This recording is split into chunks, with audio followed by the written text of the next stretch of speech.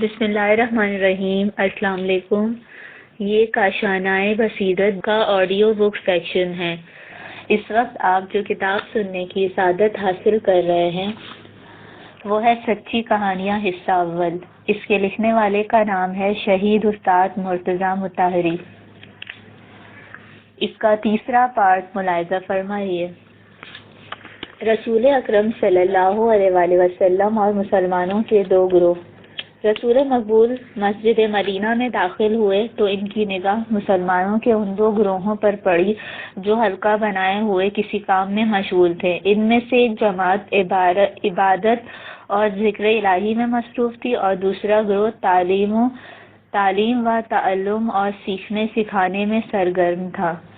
پیغمبر اسلام دونوں جماعتوں کو دیکھ کر بہت خوش ہوا اور اپنے قریب کھڑے ہوئے اصحاب کو مخاطب کرتے ہوئے کہا، یہ دونوں گروہ نیک کام میں مصروف ہیں اور اس میں کوئی شک نہیں کہ دونوں گروہ میں شامل افراد نیکی اور سعادت پر گامزن ہیں۔ اس کے بعد آن حضرت صلی اللہ علیہ وآلہ وسلم نے اپنی گفتگو کا سلسلہ بڑھاتے ہوئے ارشاد فرمایا، لیکن میں لوگوں کی تعلیم اور انہیں عقل مند بنانے کے لیے بھیجا گیا ہوں۔ یہ جملہ ادا کرتے ہوئے رسول مقبول اس جماعت کی طرف بڑھ گئے جو تعلیم و تعلم اور سیکھنے سکھانے میں مصروف تھی۔ وہاں پہنچ کر وہ بھی ان لوگوں کے ساتھ پوری طرح سرگرم ہو گئے۔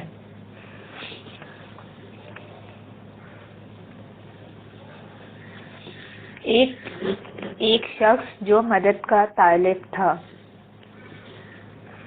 وہ جب کبھی اپنے ماضی پر نگاہ ڈالتا تو اسے فوراً ہی یاد آ جاتا تھا کہ اس نے کس قدر تلخ اور مصائب میں ڈوبے ہوئے دن بسر کیے ہیں۔ یہ وہ برے دن تھے جب اس کی اتنی بھی حیثیت نہ تھی کہ اپنے بیوی بچوں کو پیٹ بھر کر غذا فراہم کر سکے اور اس کے معصوم بچے بھوک کی آگ میں جھلستے رہے تھے۔ پھر وہ دل ہی دل میں اس ایک جملے کے بارے میں غور و فکر کیا کرتا تھا جو اس کی ذہنی بیداری کا سبب قرار پایا۔ وہ ایک جملہ جس نے اس کی روح کو غیر معمولی قوت عطا کر دی، وہ ایک جملہ جس نے اس کی زندگی میں انقلاب برپا کر دیا اور اس کی ذب و حالی خوشحالی میں تبدیل ہو گئی۔ کل جو گھرانہ انتہائی فکر و فاقہ اور بے سر و سامانی کی شرمناک زندگی بسر کرنے پر مجبور تھا، وہ آج اس ایک جملے کی برکت سے انتہائی پرسکون زندگی بسر کرنے لگا۔ وہ شخص کوئی اور نہیں بلکہ رسول مقبول کا ایک صحابی تھا۔ فقیری اور تنگدستی اس پر پوری طرح غالب تھی۔ ایک روز جب وہ دنیاوی پریشانیوں سے بہت تنگ آ گیا تو اس کی بیوی نے اسے مشورہ دیا کہ تم اپنی ذب و حالی کا تذکرہ رسول مقبول سے کرو۔ چنانچہ اس نے طے کیا کہ وہ رسول کی خدمت میں اپنا پورا حال کہہ سنائے گا اور ان سے مالی امداد بھی طلب کرے گا۔ چنانچہ اس ارادے کے ساتھ وہ خدمت رسول میں حاضر ہوا، لیکن طلب حاجت سے قبل ہی اس نے رسول مقبول صلی اللہ علیہ وآلہ وسلم کی زبان سے یہ جملہ سنا، جو شخص ہم میں سے مدد کا طالب ہوگا ہم یقیناً اس کی امداد کریں گے، لیکن اگر کوئی شخص کسی مخلوق کے سامنے دست سوال دراز کرنے سے بے نیازی اختیار کرتا ہے تو خالق کائنات اس کو واقعی بے نیاز کر دیا کرتا ہے۔ یہ جملہ سننے کے بعد وہ شخص رسول مقبول کی خدمت میں کچھ نہ عرض کر سکا اور واپس لوٹ آیا۔ گھر پہنچ کر کیا دیکھتا ہے کہ پہلے ہی جیسا فکر و فاقے کا ماحول طاری ہے۔ مجبوراً دوسرے دن اسی ارادے کے ساتھ وہ خدمت رسول میں پھر حاضر ہوا۔ اس دن بھی اس نے رسول مقبول کی زبان سے وہی جملہ سنا کہ جو شخص ہم میں سے مدد کا طالب ہوگا ہم یقیناً اس کی مدد کریں گے، لیکن اگر کوئی شخص کسی مخلوق کے سامنے دست سوال پھیلانے سے بے نیازی اختیار کرتا ہے تو خالق کائنات اس کو واقعی بے نیاز کر دیا کرتا ہے۔ اس بار بھی وہ اپنی حاجت بیان کیے بغیر گھر واپس لوٹ آیا، لیکن گھر پر چھائی ہوئی بے سر و سامانی اور غیر معمولی مصائب روزگار نے اس بات پر مجبور کر دیا کہ وہ دوبارہ طلب حاجت کا ارادہ لیے ہوئے خدمت رسول میں پہنچ گیا۔ اس بار پھر رسول مقبول کے ہونٹ حرکت میں آئے اور انہوں نے اپنے پہلے جیسے مخصوص جملے میں وہی جملہ پھر دہرایا۔ اس بار رسول مقبول کے جملے کو سن کر اس شخص کو غیر معمولی سکون ملا۔ اسے ایسا محسوس ہوا جیسے یہ جملہ ہی اس کی تمام پریشانیوں کو دور کرنے کی کنجی ہے۔ اس دفعہ جب وہ خدمت رسول سے اٹھ کر جانے لگا تو اسے بے پناہ سکون کا احساس ہو رہا تھا۔ وہ نہایت اطمینان کے ساتھ قدم بڑھاتا ہوا اپنے گھر کی طرف قدم بڑھانے لگا۔ وہ اپنے دل میں یہ سوچتا چلا جا رہا تھا کہ اب آئندہ کسی شخص کے سامنے ہاتھ نہیں پھیلائے گا۔ اگر سوال ہی کرنا ہے تو اپنے پروردگار سے کروں گا اور اسی پر بھروسہ کرتا ہوا اس قوت بازو سے کام لوں گا جو اس نے ہمیں عطا کر رکھی ہے۔ اس کے بعد اپنے پروردگار سے دعا کروں گا کہ وہ مجھے میرے کام میں کامیابی عطا کرے اور مجھے ہر طرح سے بے نیاز بنا دے۔ اس کے بعد اس شخص نے غور کرنا شروع کیا کہ آخر میں کیا کام کر سکتا ہوں۔ فوراً ہی اس کے دل میں یہ خیال پیدا ہوا کہ وہ جنگل سے لکڑیاں لا کر اسے بازار میں فروخت کر دیا کرے۔ اس نے پڑوسی سے کلہاڑا ادھار مانگا اور جنگل کی طرف چل پڑا۔ تھوڑی محنت کے بعد اس نے بہت سی لکڑی اکٹھا کر لی اور اسے لا کر بازار میں فروخت کر دیا۔ اس طرح اسے اپنی محنت کا پھل بہت اچھا معلوم ہوا۔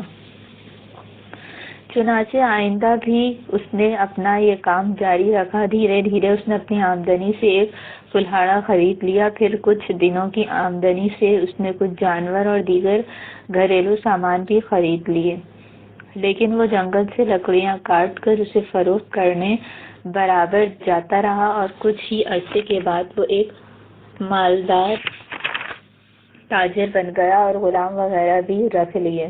ایک روز رسول مقبول اس شخص کے پاس گیا اور مسکراتے ہوئے کہا، میں نے نہیں کہا تھا کہ جو شخص ہم سے مدد چاہے ہم اس کی مدد ضرور کریں گے، لیکن اگر کسی شخص نے بے نیازی سے کام لیا تو پروردگار عالم اسے یقیناً بے نیاز بنا دے گا۔ دعا کی خواہش۔ ایک شخص نہایت اضطراب اور پریشانی کے عالم میں امام جعفر صادق علیہ السلام کی خدمت میں حاضر ہوا اور بولا، میں بہت غریب اور فقیر آدمی ہوں، آپ میرے لیے دعا کریں تاکہ پروردگار عالم میرے رزق میں وسعت دے دے اور مجھے تمام پریشانیوں سے نجات مل جائے۔ امام نے ارشاد فرمایا، میں تیرے لیے ہرگز دعا نہ کروں گا۔ اس شخص نے ٹھنڈی سانس بھرتے ہوئے کہا، اے امام، آخر کیا وجہ ہے کہ آپ میرے لیے دعا نہیں کریں گے؟ امام نے جواب دیتے ہوئے کہا، تجھے اچھی طرح معلوم ہے کہ پروردگار عالم نے اس کام کے لیے ایک راستہ معین کر رکھا ہے۔ اس نے حکم دیا ہے کہ تلاش معاش کے لیے گھر سے باہر نکل پڑو اور محنت سے کام لو، اور تو یہ چاہتا ہے کہ گھر سے باہر نکل کر تلاش معاش کے بجائے دعا کے زور سے روزی کو اپنے گھر ہی بلا لے۔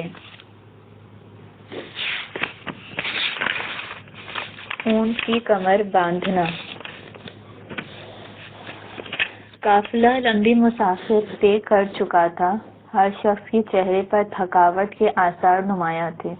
جانور بھی تھک کر چور ہو چکے تھے، یہاں تک کہ یہ لوگ ایک ایسی جگہ پہنچ گئے جہاں پانی موجود تھا۔ چنانچہ اسی جگہ قافلے کو روک دیا گیا۔ رسول مقبول بھی اس قافلے کے ساتھ تھے۔ تمام قافلے والوں کی طرح وہ بھی اپنے اونٹ سے نیچے اتر آئے۔ ہر آدمی کی یہی کوشش تھی جلدی سے جلدی وہ چشمہ آب تک پہنچ جائے اور وضو وغیرہ سے فارغ ہو کر اپنے آپ کو نماز کے لیے آمادہ کرے۔ رسول مقبول بھی سواری سے نیچے اترنے کے بعد چشمہ آب کی طرف چل پڑے، لیکن چند قدم چلنے کے بعد وہ بغیر کسی سے کچھ بتائے ہوئے واپس لوٹ پڑے اور اپنے مرکب کی طرف بڑھنے لگے۔ اصحاب اور یاران رسول انتہائی تعجب کے ساتھ آپس میں ایک دوسرے سے کہنے لگے کہ شاید یہ جگہ پیغمبر اسلام کو پسند نہیں آئی اور وہ پھر چل پڑنے کا حکم صادر کرنے والے ہیں۔ سب کی نگاہیں رسول اکرم پر لگی ہوئی تھیں اور ہر شخص نیا فرمان سننے کے لیے رسول کی آواز پر اپنا کان لگائے ہوئے تھا۔ سب لوگ اس وقت اور زیادہ حیران ہو گئے جب انہوں نے یہ دیکھا کہ رسول اللہ صلی اللہ علیہ وآلہ وسلم نے کمر بند اٹھایا اور اپنے اونٹ کی کمر باندھنا شروع کر دیا۔ جلد ہی اس کام سے فارغ ہو کر وہ چشمہ آب کی طرف لوٹ پڑے۔ چاروں طرف سے لوگوں نے فریاد شروع کر دی، اے اللہ کے رسول، آخر آپ نے ہم لوگوں کو یہ حکم کیوں نہیں دیا کہ اس خدمت کا شرف ہمیں حاصل ہو جاتا؟ آپ نے بلا وجہ اتنی تکلیف اٹھائی اور اس کام کے لیے دوبارہ لوٹ کر گئے۔ ہم تو بڑے فخر کے ساتھ اس کام کے لیے ہمتاً آمادہ تھے۔ پیغمبر اسلام نے ان لوگوں کو جواب دیتے ہوئے ارشاد فرمایا، اپنے کام میں کبھی دوسروں کی مدد لینا چاہیے اور نہ ہی دوسروں پر بھروسہ کرنا چاہیے، چاہے ایک مسواک ہی کیوں نہ لانی ہو۔ یعنی چاہے چھوٹا کام ہو یا بڑا، کسی دوسرے پر بھروسہ کرنے کے بجائے اسے خود ہی انجام دینا چاہیے۔ ہم سفر حج بیت اللہ سے واپسی کے بعد ایک شخص اپنے اور اپنے ساتھیوں سے متعلق روداد سفر امام جعفر صادق علیہ السلام کو روداد سفر امام جعفر صادق علیہ السلام کو سنا رہا تھا۔ خصوصاً وہ اپنے ساتھیوں میں سے ایک شخص کی بڑی تعریف کر رہا تھا۔ کہنے لگا کہ واقعی وہ شخص بڑا متقی اور زبردست عبادت گزار تھا اور ہر وقت معبود حقیقی کی عبادت میں مصروف رہا کرتا تھا۔ جیسے ہم لوگ کسی جگہ پر رات بسر کرنے کے لیے قافلہ روکتے تھے، وہ شخص سواری سے نیچے اتر کر ایک گوشے میں چلا جاتا تھا اور فوراً ہی سجادہ پھیلا کر عبادت الہی میں مشغول ہو جایا کرتا تھا۔ امام نے اس شخص سے دریافت کیا، پس اس کے دوسرے کام کون انجام دیتا تھا؟ اس کے جانور کی دیکھ بھال کون کرتا تھا؟ اس نے جواب دیا، ظاہر سی بات ہے کہ ان تمام خدمات کا شرف ہم لوگوں کو حاصل تھا، تو وہ صرف اپنے مقدس کاموں میں ہی مصروف رہا کرتے تھے۔ انہیں عبادت کے علاوہ اس قسم کے کاموں سے کوئی سروکار نہ تھا۔ امام نے جواب دیتے ہوئے کہا، یہی وجہ ہے کہ تم سب لوگ اس مرد متقی و عبادت گزار سے زیادہ اچھے رہے۔ مجموعی غذا۔ رسول مقبول اور ان کے اصحاب اپنی سواریوں سے نیچے اترے اور سب نے سامان سفر کھول دیا۔ اس کے بعد سب لوگوں نے آپس میں فیصلہ کیا کہ ایک گوسفند کو ذبح کر کے اس کا گوشت تیار کیا جائے۔ ایک صحابی نے کہا، گوسفند کا سر کاٹنا میرے ذمہ ٹھہرا۔ دوسرے نے کہا، اس کی کھال اتارنا میرے حصے ہے۔ تیسرے نے کہا، گوشت پکانا میری ذمہ داری قرار پائی۔ رسول مقبول صلی اللہ علیہ وآلہ وسلم بولے، گوشت پکانے کے لیے جنگل سے لکڑیاں جمع کرنا میرے ذمہ۔ سبھی اصحاب ایک ساتھ کہہ اٹھے، یا رسول اللہ، ہم لوگوں کی موجودگی میں آپ کو زحمت اٹھانے کی کوئی ضرورت نہیں، آپ آرام فرمائیں، ہم لوگ بڑی آسانی اور فخر کے ساتھ یہ تمام کام بخیر و خوبی انجام دے دیں گے۔ رسول مقبول نے جواب دیا، مجھے معلوم ہے کہ تم لوگ یہ سب کام بڑی آسانی سے کر لو گے، لیکن خداوند عالم اپنے اس بندے کو قطعی دوست نہیں رکھتا جو دوستوں کے درمیان اپنے آپ کو افضل اور دوسروں سے بہتر سمجھتا ہے اور دوسروں کے مقابلے میں خود کو صاحب امتیاز تصور کرتا ہے۔ یہ کہہ کر رسول اکرم جنگل کی طرف چلے گئے اور تھوڑی دیر بعد لکڑیاں اور گھاس پھوس لے کر واپس آ گئے۔ ایک قافلہ جو حج کے لیے جا رہا تھا۔ مسلمانوں کا ایک قافلہ مکہ جا رہا تھا۔ مدینہ پہنچتے ہی قافلے والے کچھ دنوں کے لیے وہاں ٹھہر گئے۔ چند روز کی استراحت کے بعد یہ لوگ مدینے سے مکہ کی جانب روانہ ہو گئے۔ مکہ اور مدینے کے درمیان ایک جگہ اہل قافلہ کی ملاقات ایک ایسے شخص سے ہوئی جو سبھی قافلے والوں کو اچھی طرح پہچانتا تھا۔ وہ شخص سبھی قافلے والوں سے گفتگو میں محو تھا کہ اس کی نظر ایک ایسے شخص پر پڑی جو نہایت خندہ پیشانی کے ساتھ تمام قافلے والوں کی خدمت میں مصروف تھا۔ اس آدمی نے پہلی ہی نظر میں پہچان لیا کہ نہایت خوشی خوشی لوگوں کی خدمت کرنے والا شخص کون ہے۔ چنانچہ اس نے بڑی حیرت کے ساتھ قافلے والوں سے دریافت کیا، تم لوگ اس شخص کو پہچانتے ہو جو تمہاری خدمت میں لگا ہوا ہے؟ ان لوگوں نے جواب دیا، نہیں، ہم لوگ اس آدمی کو بالکل نہیں پہچانتے۔ یہ شخص تو مدینے سے ہمارے قافلے کے ساتھ ملحق ہو گیا، ہمارے قافلے کے ساتھ مل گیا۔ بس ہم کچھ دنوں کی سفر کی رفاقت سے اتنا کہہ سکتے ہیں کہ یہ شخص صالح اور انتہائی متقی و پرہیزگار ہے۔ ہم لوگوں نے اس سے کہا بھی نہیں کہ ہمارا کام کر دو، مگر وہ خود ہی دوسروں کی خدمت میں مصروف ہے اور ہر آدمی کی مدد کر رہا ہے۔ قافلے والوں کے دوست نے کہا، مجھے معلوم ہے کہ تم لوگ انہیں بالکل نہیں پہچانتے۔ اگر تم لوگ انہیں پہچان لیتے تو کبھی ایسی گستاخانہ حرکت نہ کرتے کہ یہ ایک معمولی خادم کی طرح تم لوگوں کے کام انجام دیتا رہے۔ سب لوگوں نے بڑی تعجب سے پوچھا، آخر یہ شخص کون ہے؟ وہ بولا، یہ علی ابن الحسین یعنی امام زین العابدین ہے۔ یہ سنتے ہی قافلے کے سبھی لوگ پریشان ہو گئے اور معذرت خواہی کی غرض سے انتہائی ادب کے ساتھ امام کے ہاتھوں کو بوسہ دینے کے لیے ان کی طرف بڑھنے لگے۔ سب لوگوں نے امام کے سامنے ہاتھ جوڑ کر شکایت کرتے ہوئے کہا، آخر آپ نے ہم لوگوں کے ساتھ ایسا کیوں کیا؟ ممکن تھا کہ انجانے میں ہم لوگوں سے آپ کی شان میں کوئی جسارت یا گستاخی سرزد ہو جاتی اور ہم لوگ ایک بڑے گناہ کے مرتکب ہو جاتے۔ امام نے جواب دیا، چونکہ تم لوگ مجھے نہیں پہچانتے تھے اس لیے میں نے عمداً تم لوگوں کی ہمراہی اختیار کی تھی، کیونکہ جب میں جان پہچان والے لوگوں کے ساتھ سفر کرتا ہوں تو وہ لوگ رسول مقبول کی وجہ سے میرے ساتھ بڑی ہی محبت اور مہربانی کا سلوک کرتے ہیں اور مجھے اس بات کی بھی اجازت نہیں دیتے کہ کوئی چھوٹا موٹا کام بھی انجام دوں۔ اس وجہ سے میں یہ چاہتا ہوں کہ ایسے ہم سفر کا انتخاب کروں جو مجھے بالکل ہی نہ پہچانتے ہوں، تاکہ میں اپنے کام خود انجام دے سکوں۔ میں لوگوں سے اپنا تعارف کروانے سے بھی پرہیز کرتا ہوں تاکہ دوستوں کی خدمت کی سعادت بھی حاصل ہو جائے۔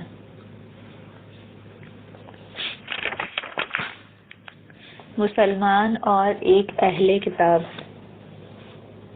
ان دنوں شہر کوفہ اسلامی حکومت کا اہم مرکز تھا۔ شام کے علاوہ تمام اسلامی سلطنت کے لوگوں کی نگاہیں اس شہر پر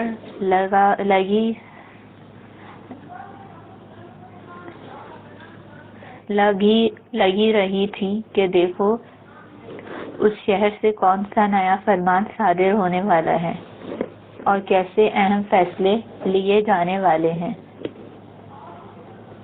شہر سے باہر دو آدمی، جن میں ایک مسلمان اور دوسرا اہل کتاب یعنی یہودی عیسائی یا زرتشتی تھا، ایک دن سڑک کے کنارے ایک دوسرے سے ملاقات کرتے ہیں۔ دونوں نے ایک دوسرے کا مقصد دریافت کیا۔ معلوم ہوا کہ مرد مسلمان کوفہ جا رہا ہے اور وہ اہل کتاب کوفے کے قریب ہی ایک دوسری جگہ جانے کا ارادہ رکھتا تھا۔ دونوں آدمیوں نے یہ طے کیا کہ کافی دور تک ہم لوگوں کا راستہ ایک ہے، لہٰذا ہم ایک ساتھ ہی سفر کریں گے تاکہ باہمی گفتگو کی وجہ سے راستہ آسانی سے طے ہو جائے۔ مختصر یہ کہ مشترک راستہ نہایت سکون و آرام اور آپسی گفتگو کی وجہ سے بڑی آسانی سے کٹ گیا۔ راستے بھر دونوں آدمی مختلف موضوعات پر گفتگو کرتے رہے۔ آخر کار وہ لوگ ایک ایسے دوراہے پر پہنچ گئے جہاں سے دونوں کی راہیں جدا ہو جاتی تھیں۔ تھوڑی دیر بعد جب اس اہل کتاب نے پلٹ کر دیکھا تو حیران رہ گیا۔ اس کا مسلمان دوست کوفہ کی طرف جانے کے بجائے اس کے پیچھے پیچھے چلا آ رہا ہے۔ وہ دیکھ کر وہ اہل کتاب اپنی جگہ پر کھڑا ہو گیا اور مسلمان دوست سے دریافت کیا، کیا تم نے یہ نہیں کہا تھا کہ تم کوفہ جاؤ گے؟ میں تو اب بھی یہی کہتا ہوں کہ مجھے کوفہ جانا ہے۔ اس مسلمان نے جواب دیا، تو پھر تم اس طرف کیوں آ رہے ہو؟ یہ کوفے کا راستہ نہیں ہے۔ کوفے کا تو بس ایک ہی راستہ ہے جو تم پیچھے چھوڑ آئے ہو۔ میں جانتا ہوں، مگر میرا دل چاہتا ہے کہ تھوڑی دیر تک تمہارا ساتھ دے دوں۔ ہمارے پیغمبر نے ارشاد فرمایا ہے، جب دو آدمی آپس میں گفتگو کرتے ہوئے ایک ساتھ سفر کر رہے ہوں تو ایک ساتھی کا دوسرے ساتھی پر جو حق پیدا ہو جاتا ہے، ایک ساتھی کا دوسرے ساتھی پر کچھ حق پیدا ہو جاتا ہے، لہٰذا میں تیرا حق ادا کرنے کے لیے کچھ دور تیرے ساتھ ساتھ چلا آیا ہوں۔ اس کے بعد تو میں اپنے راستے کی طرف لوٹ جاؤں گا۔ تمہارے پیغمبر نے لوگوں پر اپنا اتنا اثر قائم کر لیا تھا، اب سمجھ میں آیا کہ یہ ان کا اخلاق تھا، جس کی وجہ سے اسلام اتنی تیزی سے پھیلتا چلا گیا۔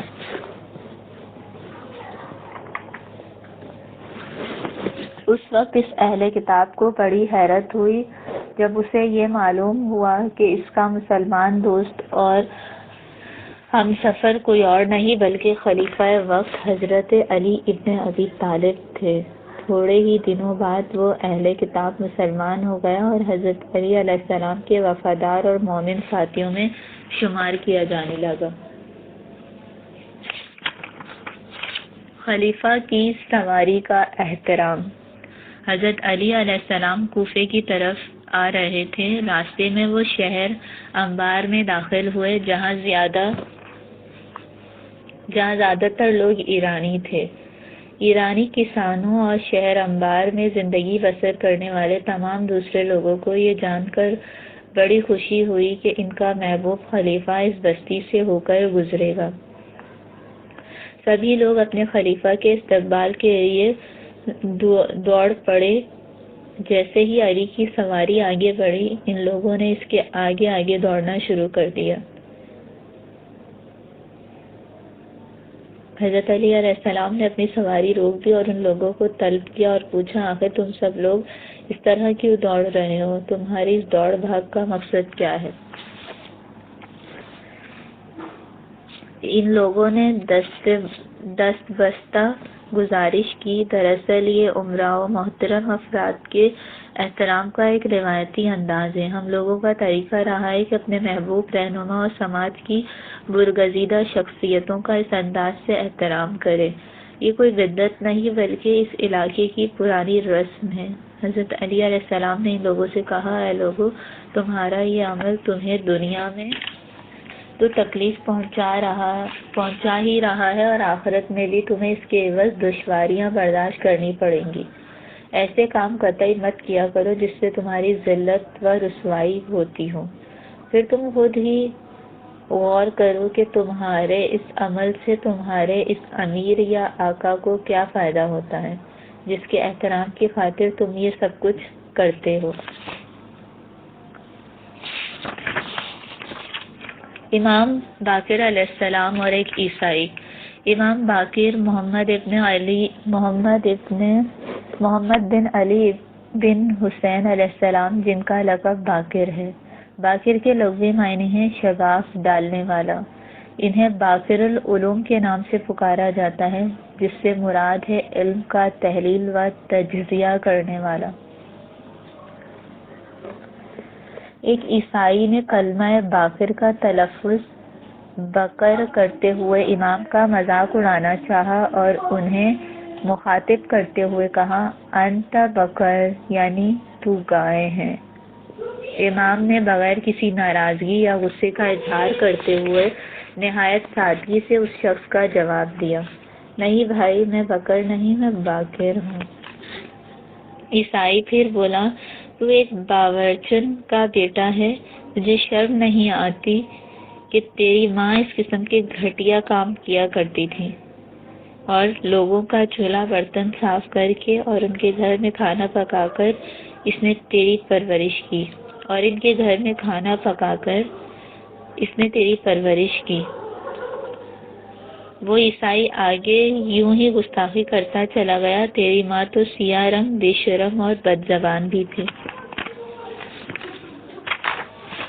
امام نے پھر نہایت سادگی سے جواب دیا، میری والدہ کے بارے میں تم نے جو باتیں کہی ہیں اگر وہ سچ ہیں تو پروردگار عالم سے میری دعا ہے کہ وہ میری ماں کے گناہوں کو بخش دے، اور اگر یہ باتیں جھوٹ اور بے بنیاد ہیں تو پھر میری دعا یہ ہے کہ پروردگار تیرے گناہ معاف کر دے، کیونکہ کسی پر جھوٹا الزام لگانا گناہ ہے۔